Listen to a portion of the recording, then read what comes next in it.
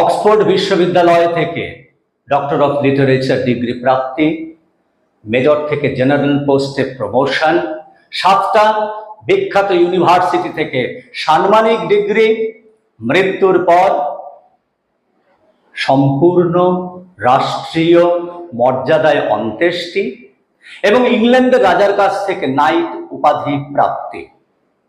কে সেই মানুষ? আমেরিকার আর্মি সার্জন উইলিয়াম ক্রফোর্ড গর্গ্যাস। 1904 থেকে 1914 সাল পর্যন্ত যে পানামা খালটা তৈরি হয়েছিল তার একটা বিরাট বড় ভূমিকা পালন করেছিলেন আমেরিকার এই চিকিৎসক। আমেরিকার হিসেব বলছে যে 30 কোটি মার্কিন ডলার খরচ করে এই পানামা খাল তৈরি করা হয়েছে এবং এই গর্গ্যাস সাহেব ওই 10 বছরে 4 কোটি শ্রম দিবস বাঁচিয়েছিলেন এবং 71,000 মানুষকে ম্যালেরিয়ার হাত থেকে বাঁচিয়েছিলেন।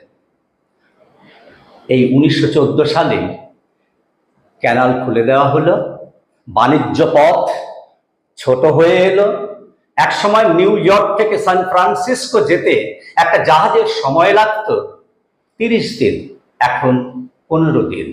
বছরে এই 82 কিলোমিটার লম্বা পানামা খাল দিয়ে এখন 12 থেকে 15,000 জাহাজ চলাচল করে।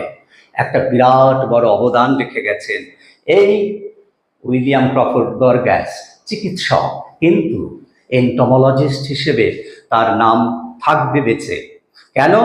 কারণ মশা মেরেই তো পানামা খালে যারা কাজ করতেন তাদের বাঁচিয়েছিলেন, ম্যালেরিয়া দমন করতে পেরেছিলেন, হৃদজ্বর দমন করতে পেরেছিলেন, আর তাতে সম্ভব হয়েছিল এই খাল খনন। কিন্তু আমরা তাকে মনে রাখতে পারিনি। কিন্তু যতদিন পৃথিবীর পশ্চিম বলয়ে থাকবে, যতদিন পানামা খালের অস্তিত্ব বজায় থাকবে, ইতিহাসের পাতায় অনুকরণযোগ্য একজন জনস্বাস্থ্যকর্মী হিসেবে বেঁচে থাকবেন আমাদের উইলিয়াম ক্রফোর্ড গর্গ্যাস।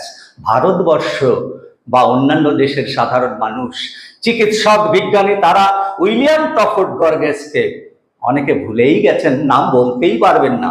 এটাই আমাদের দুর্ভাগ্য।